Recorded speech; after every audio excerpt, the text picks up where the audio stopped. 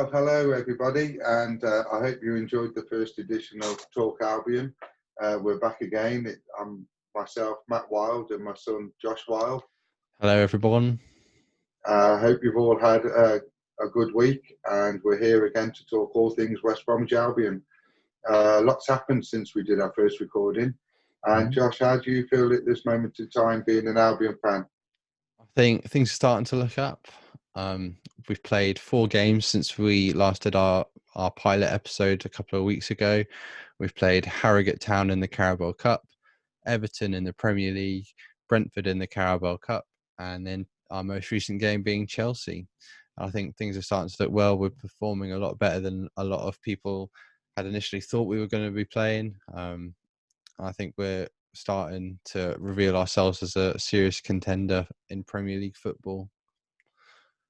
Yes, I do agree with you. I think after our first pilot episode, when we lost 3-0 to Leicester, our hearts were quite down, to be honest. We did play well in patches in that match against Leicester. Yeah, we did. We had a really good first half against Leicester. I said I felt that the 3-0 scoreline flattered Leicester somewhat, and we then went in to play Harrogate, which we won 3-0, and progressed to the next round of that cup. And following that, we had that encounter at Goodison Park against Everton. Yeah. So what were your thoughts about that match? Because it was quite an eventful match. Yeah, it was really eventful. It was good to see a couple of our star players get their first goals in the Premier League. Both really good, well-taken goals. Diangana running almost the length of the pitch to slot it in the corner, and Pereira scoring one of the best goals of the season so far with his free kick. But I think it definitely could have gone a lot better for Albion. I think Kieran Gibbs had probably a moment to forget, reacting to the James Rodriguez incident badly, and sending us down to 10 men just before the first half had ended. And I think if he'd stayed on the pitch for the game, it would have been a completely different story, with him being one of our major Premier League experienced players. So it was a shame to see him not finish the game. And I think who knows what could have happened in that second half if we'd have had 11 men. Yes, absolutely. I think, to be honest, I was sitting with a couple of friends of mine who don't support the Albion, and the way we came out and started that match was something that I wasn't expecting. I was absolutely delighted. Don't get me wrong. I mean, Diangana's run and shot, and for his goal was absolutely brilliant. Everyone was raving about him.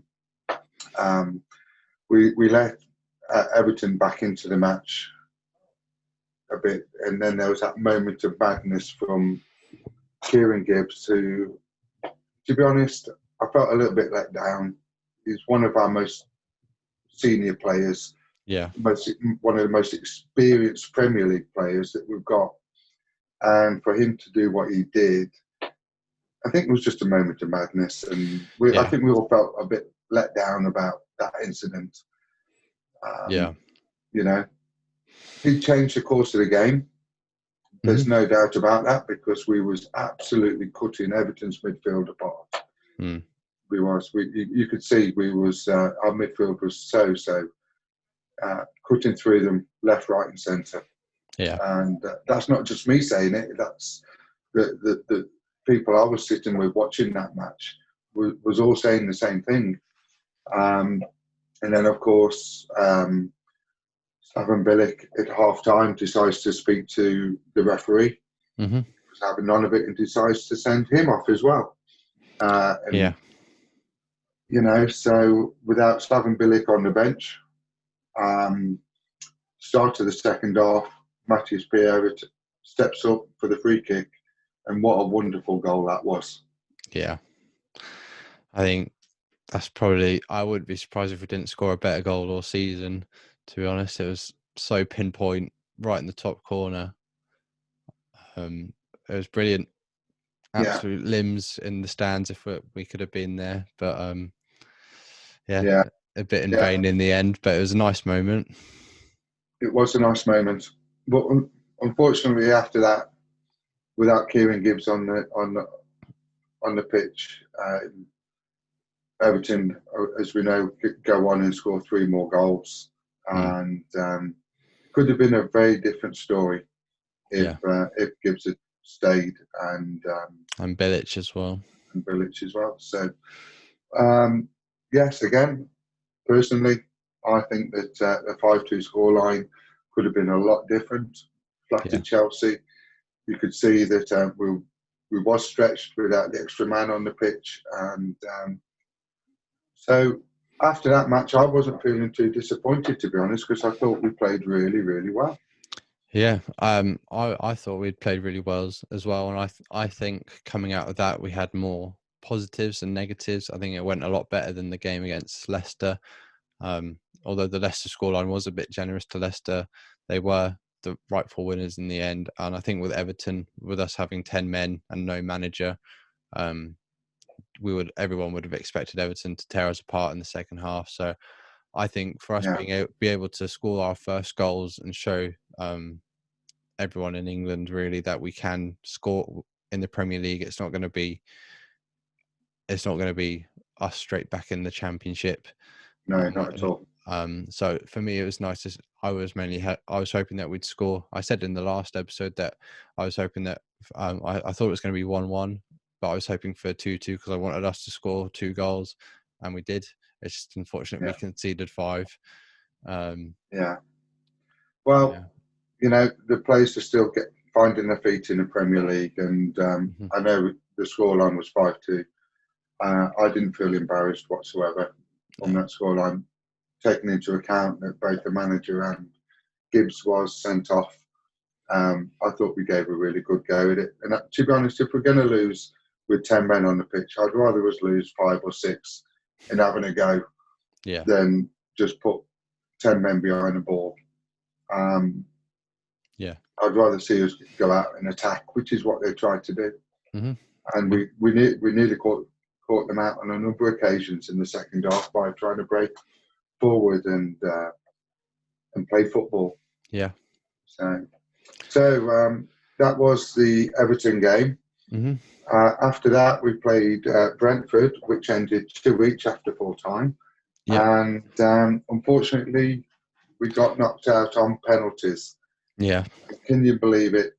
Who was the one to, I'm not going to say miss a penalty because his penalty was on target and the keeper did have to make a save. But Mm-hmm. of all people, it was one of our favourites, Grady Diagana, missed a penalty. So, oh well, it's one of those things. At least he scored a worldie against Everton, is all I have to say. Yeah. I don't think many of us are too disappointed being knocked out of the cup at such an early stage. Yeah.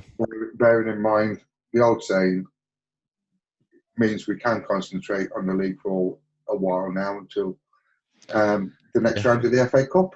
Yeah, definitely. I said last time I wouldn't mind if we lost in the Carabao Cup because I would like to just I'd like the team to focus on the Premier League. Although it was nice to not lose against Harrogate, I don't mind losing against Brentford because we did lose to them last season as well in the Championship, and there's only been a few weeks really since we last played them, so I don't really mind us going out on penalties. At least we gave them a good go, scored 2 goals. Yeah, So, and don't forget we had Conor Gallagher and Abinovic make their debuts during that game. And I was quite impressed, to be honest. What are your thoughts on those players? Yeah, I mean, unfortunately, I didn't actually get to watch the match because I was at work. But I saw the highlights. I think they both had solid debuts. Conor Gallagher coming in on loan from Chelsea and Ivanovic coming in from Zenit. I think they both had really good debuts for West Brom. It's just a shame they couldn't win, but I think they played really well. I'm happy with them. I think they're going to be key signings for us throughout the season. Yes, I do. I think they're going to be. I think Conor Gallagher is especially. He showed some real quality in the middle of the park. So I really do hope to see him have a much bigger role in the near future for us, because he really does look like another diamond that Slaven Bilic has found there. Ivanovic, he's had a lot of criticism regarding his age, but I think he will bring a lot to the dressing room, and he certainly showed his experience against Brentford during that match, and I think he's going to play a crucial part in our season as well. So it'll be interesting to see how they perform over the coming weeks as we record this podcast. Definitely. Of course, our next game was against Chelsea. What a game. What a game. And Gallagher was unable to play in that match because he wasn't allowed to play against his parent club. But, oh my, what a start by the Albion in that match. Yeah, I think we were all a bit in shock after that third goal went in. But what a shock it was to me. To be honest, I was absolutely delighted for Robinson. He's been given that striking role, and to see him take his chances in the way he did was a huge sigh of relief for me, for myself and a lot of Albion fans around the country and around the world, to say that, to be honest, because I thought he really had a really good game, and I can now see why Slaven Bilic went back for him to come back to the Albion. And I think that's going to be one crucial signing that Bilic has made for us. If he continues to perform, Josh, he looked hungry to me. He looked absolutely hungry. He wanted the ball, and he made the most of his chances. It was absolutely brilliant to watch. Great football. Great football to watch. That was good. Yeah, it was really quick on the ball, because I think Chelsea made a couple of mistakes in the build-up to the goal, and he really capitalised on that, especially when Thiago Silva, one of the most experienced centre-backs in the entire football world, slipped over. He capitalised on that and really put them to the sword. It was really great to watch. I know a lot of the fans out there have been very concerned about our striking options, but I think he's been really good for us. He's been electric with the pace, and I think he's got a really good first touch as well. I remember when we were playing QPR at the end of last season, he had unbelievable control on the ball, and it was good to see him get back on the score sheet, because the last time he did score was the goal that sent us to the Prem. So it was nice to see him score in the Prem. Absolutely, yeah. I was absolutely delighted for him, the way he took his chances. And then Bartley from the corner, I think it was the corner, wasn't it? And he slotted that home to make it 3-0 to the Albion just on the half-hour mark. Yeah. And I think every TV pundit in the country was absolutely gobsmacked at. But we was playing well. It wasn't a case of Chelsea not making mistakes. It was the fact that Albion was playing football, and we was playing well, and we took our chances. Listening to Sky News afterwards and the interview from the managers, I think Albion were more deserving of the 3 points than Chelsea were. Definitely. How can Frank Lampard turn around and say that was 2 points lost when they equalised on the 93rd minute through a dodgy penalty given from a handball? Yeah. No, I think Chelsea, they should have, at the end of the day, any team that is 3-0 down deserves to lose the game. But I think their second goal and their third goal could have easily been overturned by VAR. I don't know why they haven't been, but I think it was done. Furlong fouled in the build-up to the play. I don't know why the foul wasn't given, or they didn't go back to VAR, but he was clearly thrown off the ball by Azpilicueta. And then in the build-up to the third goal, Kai Havertz, the £80 million man, clearly handballs it, brings it down, passes it to Mount, who has a shot, and it gets deflected from Johnston onto Abraham, who puts it in. Should have been overturned. There were loads of handball fouls given over the weekend, and this was the only one that should have actually been a handball. Yeah. So we could have easily won it 3-2. But We should have, that goal should not have stood. We should be on 4 points now. Absolutely, we definitely. should be on we should be on 3 points right now. We've lost 2 games, Dad. We should be on 3 points now. I stand mistaken. Yeah, but But I did say we should have drawn against Leicester, so that's where my other point come from. yeah. No, it was a shame to see, and I mean the FA officials have been given. They've been having a hard time from the fans recently. I think the FA really need to revisit this handball rule because it's so inconsistent, and it just seems like it's one rule for one team and another rule for teams like the Albion and the other teams around us. So it just doesn't seem fair to me. No, it doesn't. It does seem to be helping the bigger teams a lot more. Like if you look at Brighton, although that was quite clearly a handball from Mopé, for the game to go to full time and then brought back for a penalty. Yeah, it's very tough on the smaller teams, and it is helping the traditional, like the big six, we'll call them. Mm-hmm. I think what I'm most annoyed about the Chelsea match is I was quite prepared for Chelsea to come at us in the second half. Being 3-0 down, and they have got some real quality players. There's no doubt about that. They've got an amazing squad, and you'd expect them to come at us, but to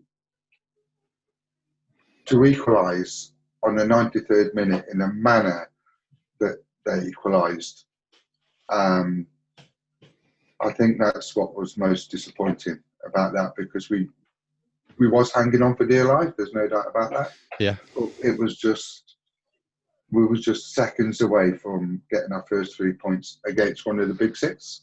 Yeah. And I don't think we did ourselves any disgrace whatsoever. We put in a good performance, and let's hope that continues into into the next games. And the players can take a lot of encouragement out of that performance.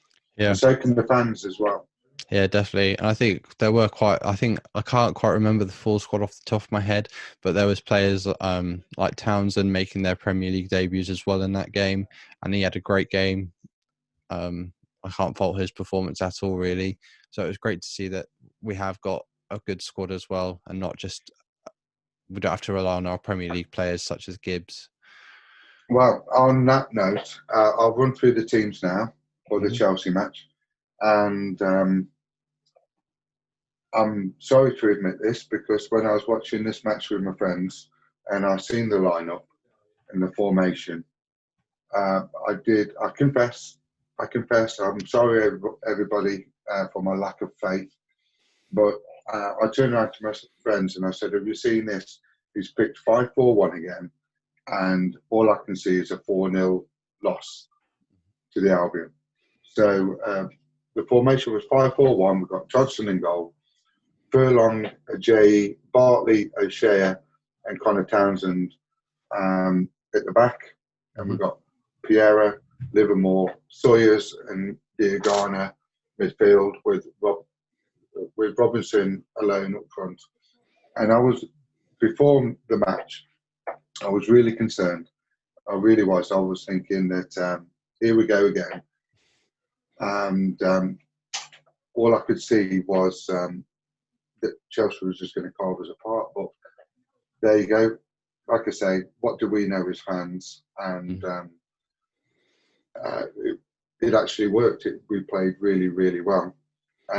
Looking at the Chelsea side, they've got Caballero in goal, Alonso, Silva, Christensen and James at the back, flat four, and Kovacic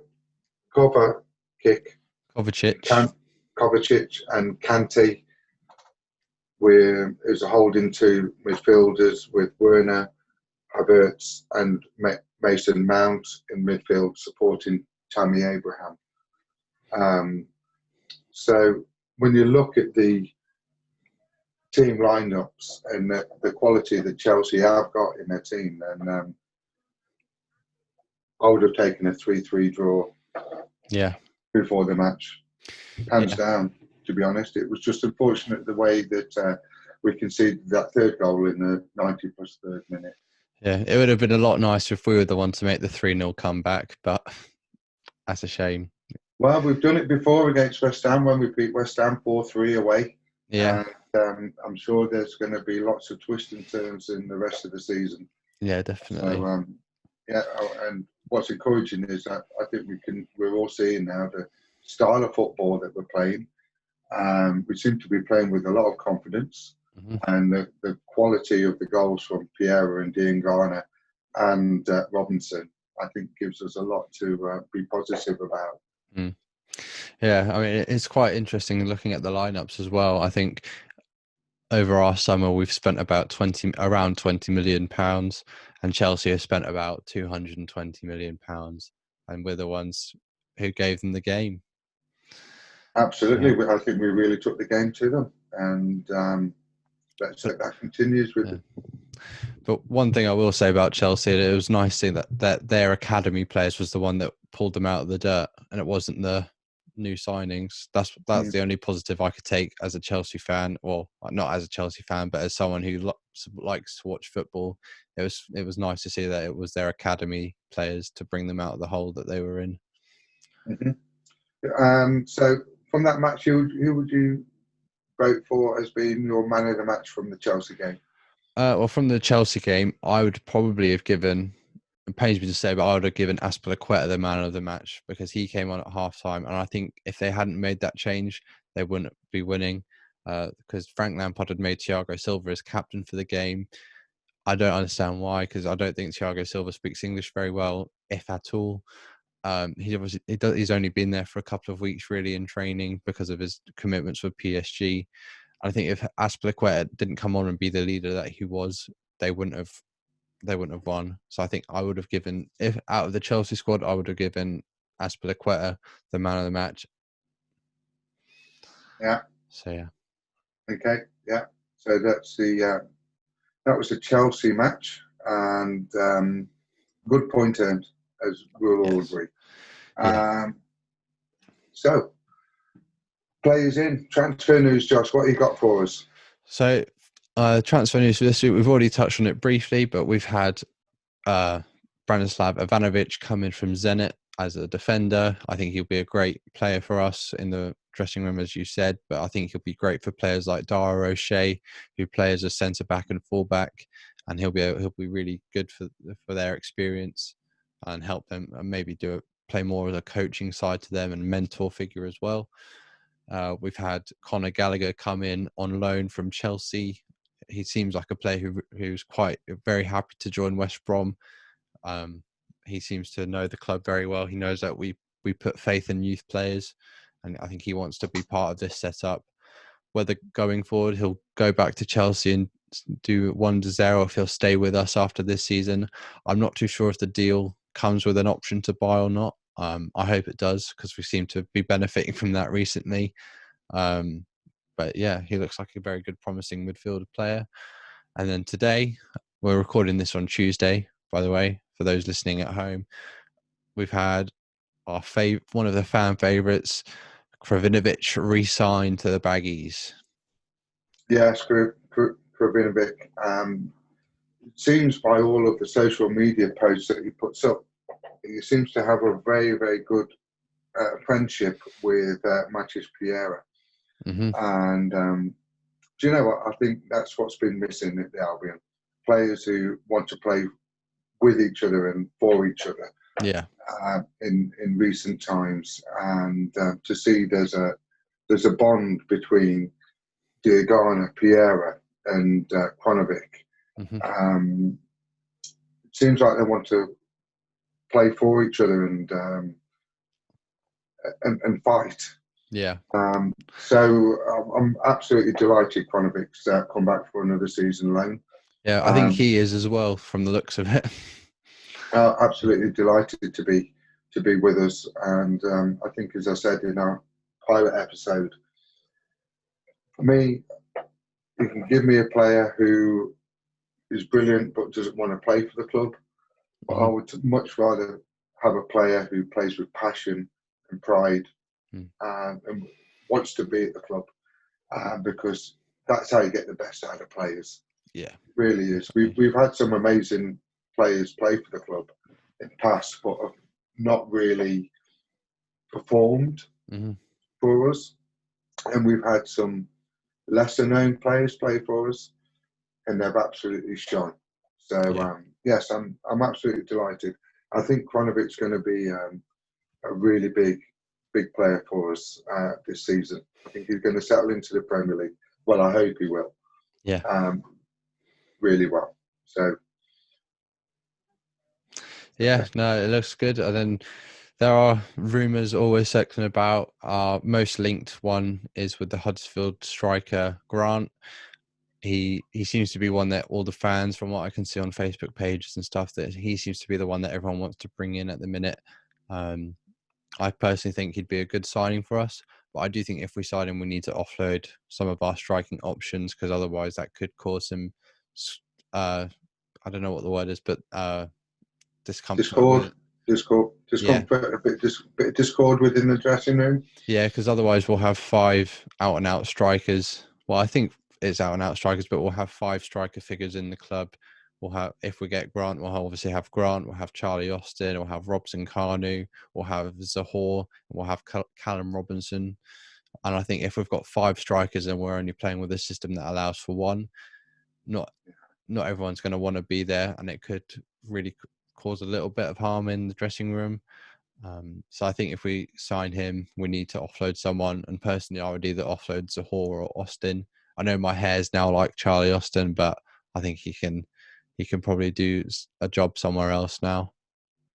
Yeah, maybe when we talk next time, there was a rumour of there being a Grant and Austin swap, possibly that's going to be happening in the near future before the transfer deadline.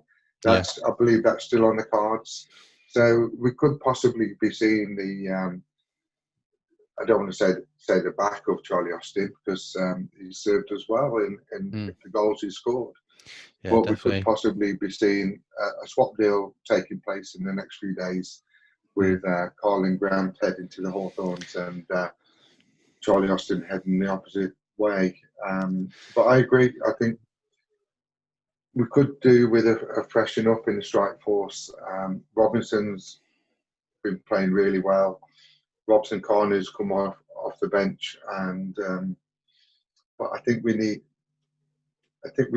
a change. But if we bring someone in, then I think we do need to let one of the others go, whether it be Carnu or Austin. We'll wait and see, and that'll be interesting to see the developments in our next podcast. Yeah, I mean, we do. West Brom have been utilising the swap players thing very well recently. Obviously, we swapped Oliver Burke for Callum Robinson from Sheffield. So if we can do a similar bit of business there and it works out, then that would be brilliant. Because, I mean, Callum Robinson has now scored more goals in one game than Oliver Burke managed to in his whole West Brom career, really. So that's right. And it's a shame that it didn't work out for Burke, but that's football, unfortunately. Yeah, I hope he gets on well at Sheffield. Obviously, not when we're playing against them, but of course we do. We wish him all the best for his career. Of course we do. It just didn't seem to be the right fit with our club, unfortunately, and for such a large transfer fee that we paid for him, then that's quite disappointing, really. Yeah, it was. Yeah. So we do wish him all the best. So our next match, 12:00 Sunday. Yeah, our first Sunday game of the year, or of the season. Anyway. 12:00 Sunday. We've got Southampton away, and so what are your thoughts on that? I think that this would be the perfect time for West Brom to get their first 3 points on the table. Because, I mean, Southampton, they're a very good side, but as it stands, they've only got 2 more points on us. They've got very good players in their squad, such as Danny Ings and lots of other players. I think this is a game that, if we can win, we'll set up the rest of our season for hopefully success. I think it will be a very tough game, and it will take the squad to really delve in deep and get the 3 points. But I think we can do it. I think we'll be able to win. Yeah. Their last match out, of course, they beat Burnley 1-0 away to Burnley last Saturday. But I'm really eyeing for 3 points in this match. I really am. I think if we play like we did the first half against Chelsea, then I don't think there's any reason why we can't come away from this match with 2-1, a 3-1 win. Am I being too optimistic there, do you think? I don't know. Oh, who knows? I mean, with this West Brom, I think no one would have guessed we'd have been 3-0 up against Chelsea. So, how much is too much with optimism these days? I think 2-1. I think we probably will concede a goal, so 2-1. But let's hope for 3-1. Yeah. But I think with West Brom, in both of our in a lot of our against Leicester and Chelsea, the first half hasn't been the issue. It's always been the second half. Yeah. So I think if we can get through the first half with a couple of goals, I think we need to really knuckle down for that second half, and then that if we can hit the second half with a nail on the head, we'll come away with the 3 points. Yeah. Is there any change of the players or formation you'd make for this game against Southampton from the Chelsea match? That's a very good question, Dan. So I think going forward, I think Bilic is going to stick with 5 at the back. I'm not too sure. I haven't really seen a lot of that formation at West Brom before, so I'm not too sure how it will go against Southampton. But I think I think it's important to stick to a system if we're going to use it. So I think I wouldn't change the defence. I would maybe swap Bartley out for Kipre and give him his debut, or maybe even Ivanovic. Well, I say give Kipre his debut, I mean his Premier League debut. But I think in midfield, I would maybe I'd have it as Livermore and Gallagher next to each other. And then on the wings, and in attack, I'd keep it the same. I'd maybe put Mateus Pereira on the right and have Kravinovic in the centre. But I'd keep Diangana on the left, and I would, for now, keep Robinson up top. He seems to be in good form at the minute and playing well. I think I don't think we'll see Kravi play this week. It might be a little bit too soon for him to come straight into the starting lineup. Yeah. I would like to see Gallagher and Ivanovic take part in some form, whether it's coming in off the bench in the second half to freshen things up.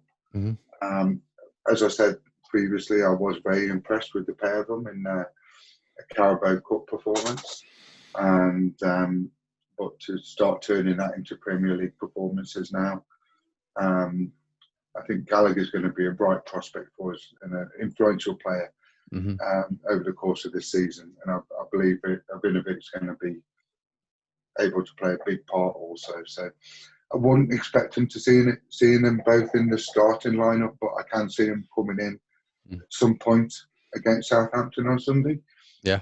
I was mightily impressed with the way we came out and played, especially, of course, during the first half, being 3-0 up against Chelsea.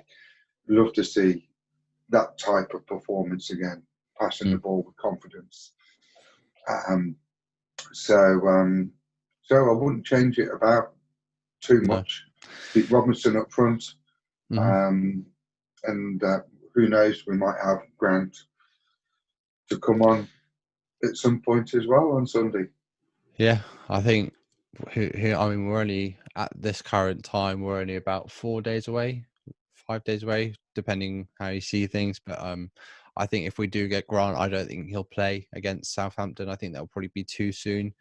I think he needs at least 1 week of gelling with the team in training, and forming like little connections with Pereira and our other creative outlets like Diangana. So I think it might be a bit too soon if Grant came in for him to start against Southampton. But I think he could maybe come off the bench.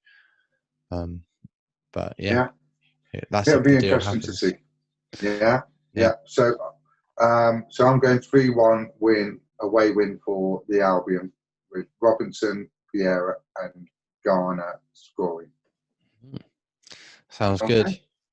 Okay. I think I'll match your 3-1, and I think we'll get a goal from Robinson, and I think we'll get a goal from a corner with either Ajayi or one of the other defenders getting a goal, and then I think we'll get another long-range screamer from Livermore.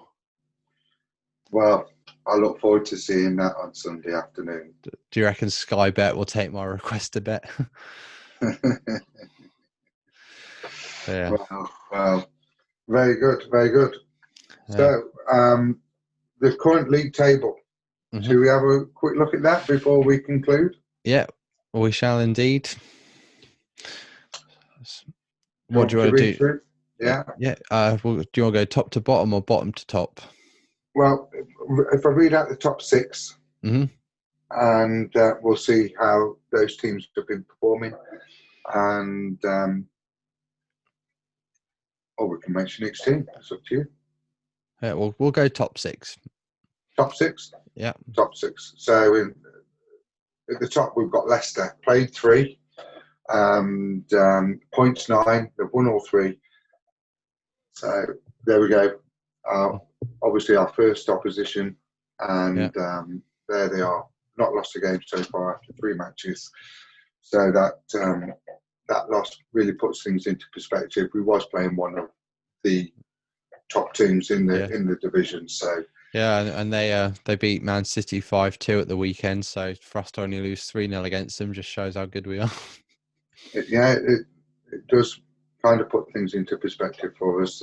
Second in the league so far, played 3, won 3, is Liverpool. Mm-hmm. And I think everybody would expect them to be up there amongst it anyway. No surprise there. Again, in the top 3, Albion have already played Everton. As we know, we lost 5-2 to them. That game's gone now. So Everton played 3, won 3, with 9 points in 3rd position. Now, in 4th position, so far, having played 2 games and won both of them, I think is a big surprise to a lot of people. It is, sort of. Is Aston Villa. And I've watched both of their matches, and I think they were good value for the wins, to be honest. Yeah, I mean, they haven't had the most difficult opposition. They played Fulham in their most recent game. Who does it they played in their first game? Sheffield United, they beat them 1-0.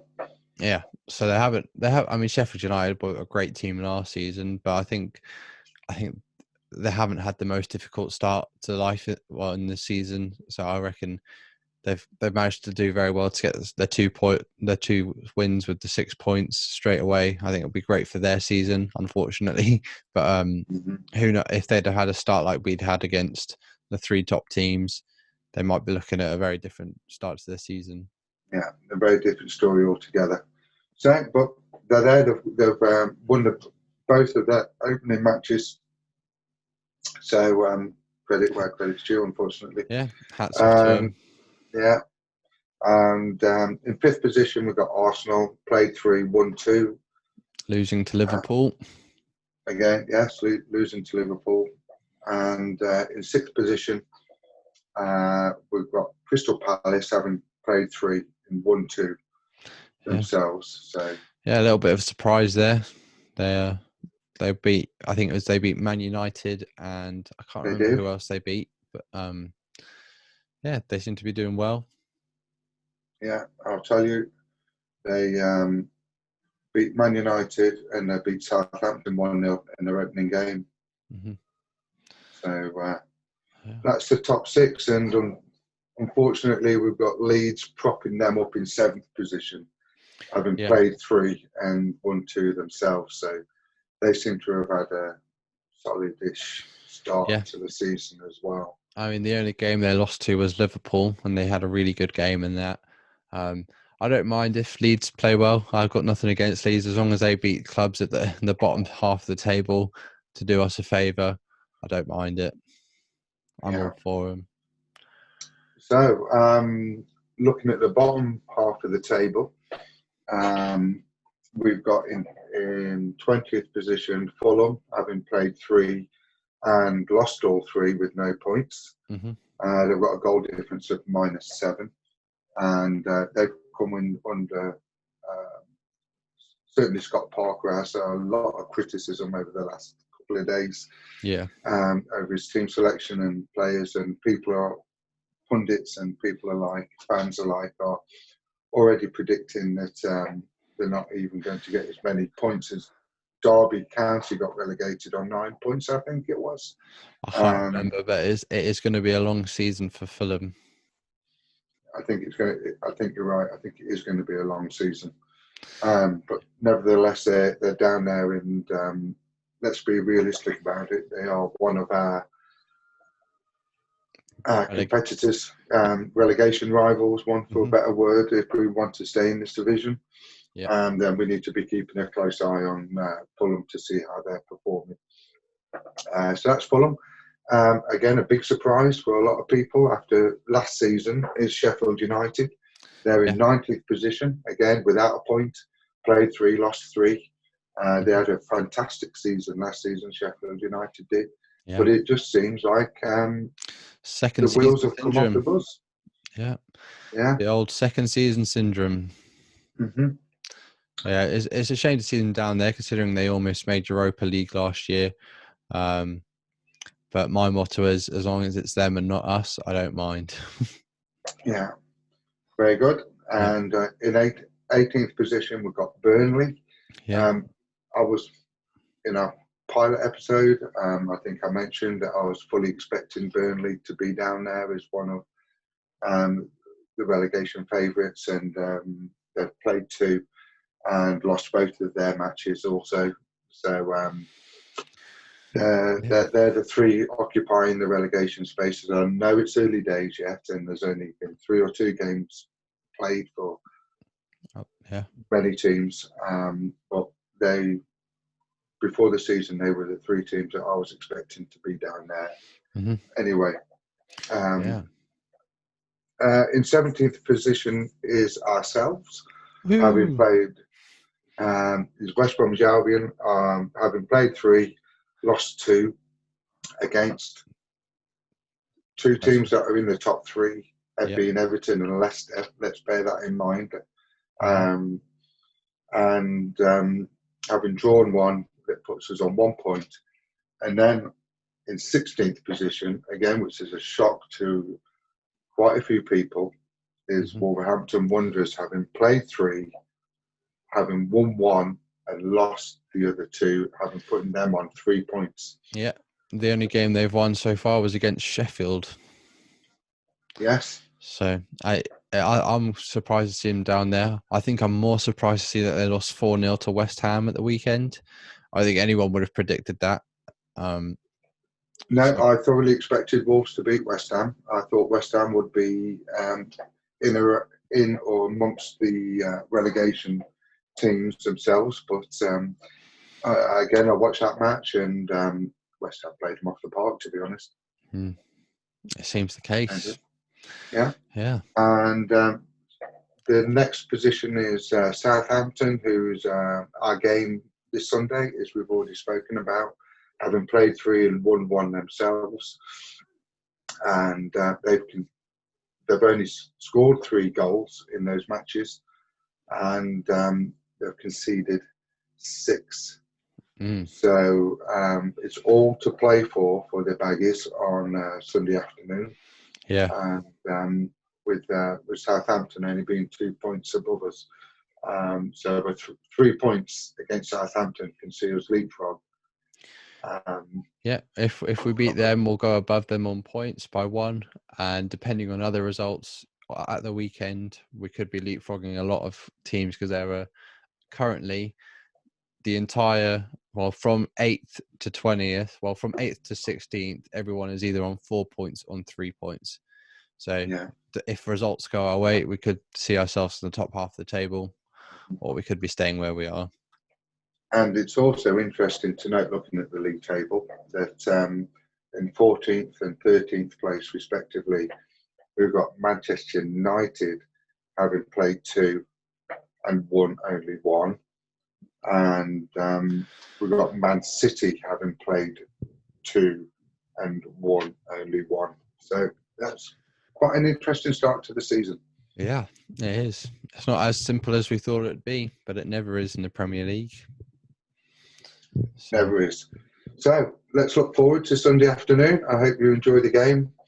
yeah, And me too. let's hope for an Albion win come Sunday evening. Yeah, it'll be nice. It'll be nice to celebrate. I'll get the old carling out ready to chuck him about the living room.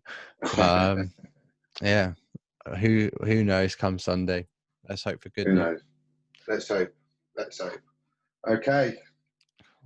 Thanks for listening, and see you all next time on Talk Albion.